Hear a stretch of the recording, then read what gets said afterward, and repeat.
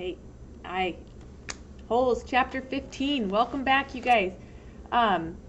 X-Ray now has found the gold tube, so we're going to see what the warden really thinks about it here. She's excited. X-Ray's getting a little extra time off, but what's going to happen? So here we go, chapter 15. Chapter 15. Mr. Pendanski filled the canteens. The warden got a pitchfork out of the back of the pickup, and she poked it through X-Ray's dirt pile to see if anything else might have been buried in there as well. "After you drop off X-Ray, I want you to bring back 3 wheelbarrows," she said. X-Ray got in the pickup.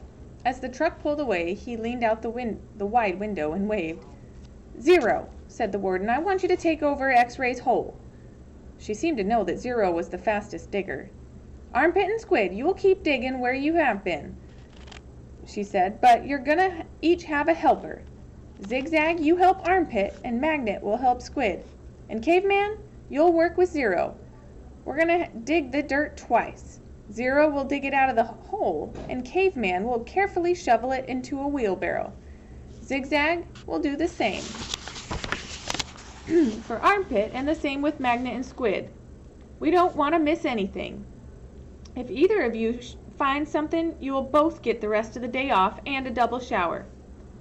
When the wheelbarrows are full, you will dump them away from this area. We don't want any dirt piles to get in the way." The warden remained at the site for the remainder of the day, along with Mr. Pendanski and Mr. Sir, who showed up after a while.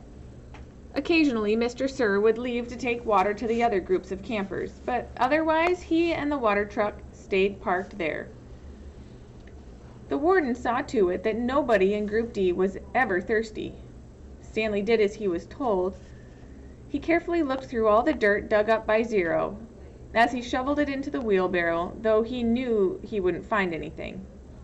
It was easier than digging his own hole. When the wheelbarrow was full, he took it a good distance away before dumping it. The warden couldn't keep still. She kept walking around, looking over the boys' shoulders and sticking her pitchfork through the dirt piles. "You're doing fine, just fine," she told Stanley. After a while, she told the boys to switch places, so that Stanley, Zigzag, and Magnet dug in the holes, and Zero, Armpit, and Squid shoveled and excavated the dirt in the wheelbarrows. After lunch, Zero took over the digging again, and Stanley returned to the wheelbarrow. "There's no hurry," said the warden several times. "The main thing is to not miss anything." The boys dug until each hole was well over 6 feet deep and wide. Still, it was easier for 2 boys to dig a 6-foot hole than it was for 1 boy to dig a 5-foot hole. "All right, that's enough for today," the warden said. "I've waited this long, I can wait another day." Mr. Sir drove her back to her cabin. "I wonder how she knew all our names," Stanley said as he walked back to the campground.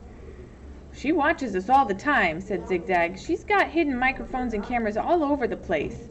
In the tents, the rec room, the shower." "The shower?" asked Stanley. He wondered if Zigzag was just being paranoid.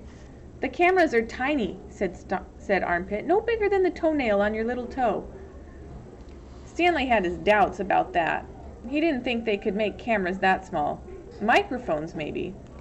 He realized that was why X-Ray didn't want to talk to him about the gold tube at breakfast. X-Ray was afraid the warden might have been listening. One thing was certain. They weren't just digging to build character. They were definitely looking for something. And whatever they were looking for, they were looking in the wrong place. Stanley gazed out across the lake, toward the spot where he had been digging yesterday, and he found the gold tube. He dug the hole in his memory. And that's the end of chapter 15. So we'll have to see if they find anything here later on. So thanks, guys. I'll see you next time.